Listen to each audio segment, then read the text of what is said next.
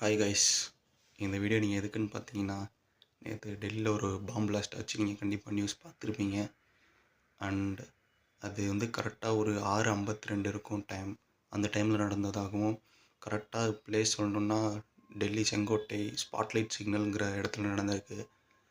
Hyundai i20 car அது வெடிக்கிறப்ப பக்கத்தில் இருந்த ஆட்டோ கார் இப்படின்னு எல்லாமே சேதமாகி தீப்பிடிச்சிருக்கு. அண்ட் அதில் 13 பேர் இறந்துருக்காங்க. அண்ட் 20க்கும் மேற்பட்டவங்க ரொம்ப காயமடைஞ்சு ஹாஸ்பிட்டல் அட்மிட் ஆகிருக்காங்க. அண்டு இந்த கேஸை என்ஐஏ எடுத்திருக்கு, அதாவது நேஷ்னல் இன்வெஸ்டிகேஷன் ஏஜென்சி. அவங்க என்ன சொல்கிறாங்கன்னா, இது திட்டமிட்ட தீவிரவாத சதி அப்படின்னு சொல்கிறாங்க.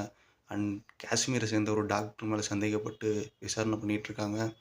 அண்ட் அவர் பேர் கூட முகமது உமர் அப்படின்னு சொல்கிறாங்க.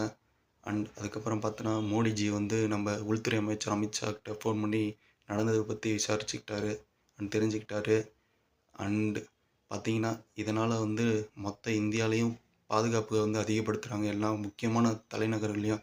லைக் நம்ம சென்னையில் கூட பார்த்திங்கன்னா வாகனத்தை சோதனை அதிகமாக பண்ணிக்கிட்டு இருக்காங்க. அண்ட் இந்த இறப்புகளுக்கு நம்ம சேனல் சார்பாக ஒரு இரங்கல் தெரிவிச்சுக்கலாம். அண்ட் இதுக்கு மேலே இது மட்டும் நடக்கக்கூடாது அப்படின்னு நம்ம பிரார்த்தனையும் பண்ணிக்கலாம். பாய்.